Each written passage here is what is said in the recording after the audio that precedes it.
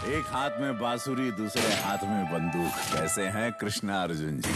जो देश का है उसको राम राम, जो नहीं है उसका काम तमाम। मेरा भारत महान था, है और रहेगा।